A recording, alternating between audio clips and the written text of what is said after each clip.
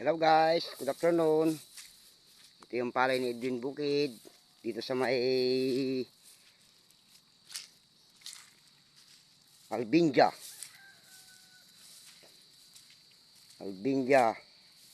Ito yun guys. Yung unang pinatanim ko guys, ito yun. Ayan po. Tapunin nyo. Ayan po yung palay. Yung maganda-ganda ngayon.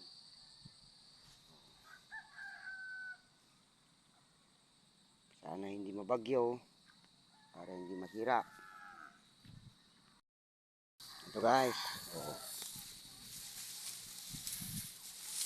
Let me continue the video.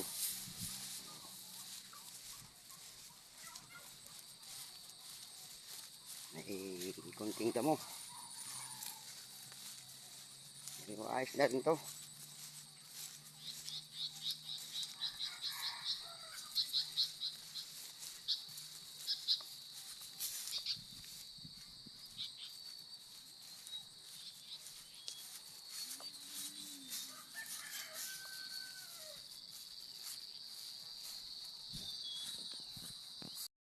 Guys, ilang parsulingan na ito.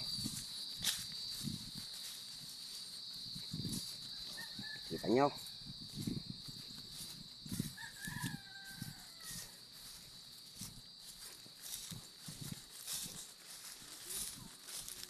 Oh, may nakita ko dun kanina, lumabas na eh. Isang buwan na lang to, sabi ko. Baka nasa September 18 to 20 to. Maaani na.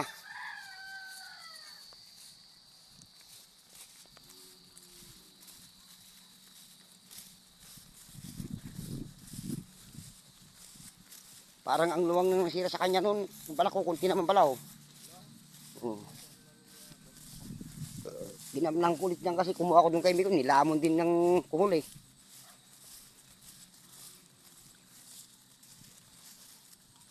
Malalaki ng puno niya sa no.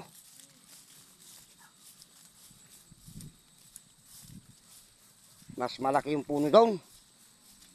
Mas malaki yung kwan yung puno ng dun sa kabila. Ang tatangkad pa, gaganito na sila.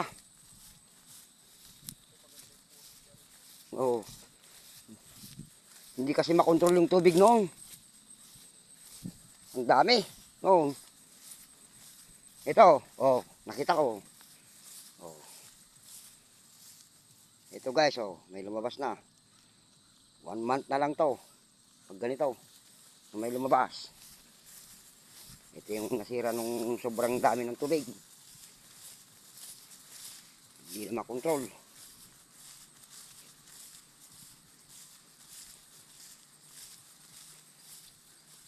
Yan o, lalaki ng puno niya o.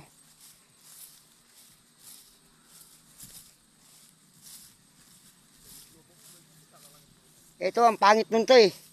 Pero tignan mo ngayon o, ang lalaki.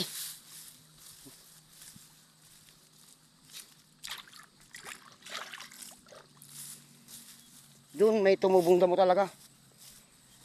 Halos wala nang damo yun noon nagabuno ako. Bakit? Tumubo sila nung nakatapdres ako. Umabot sila nung umulan na ng umulan. Tinutok ko pa na. Oh, tinutok ko pa yan noon ng kwan. Piangro Ultra.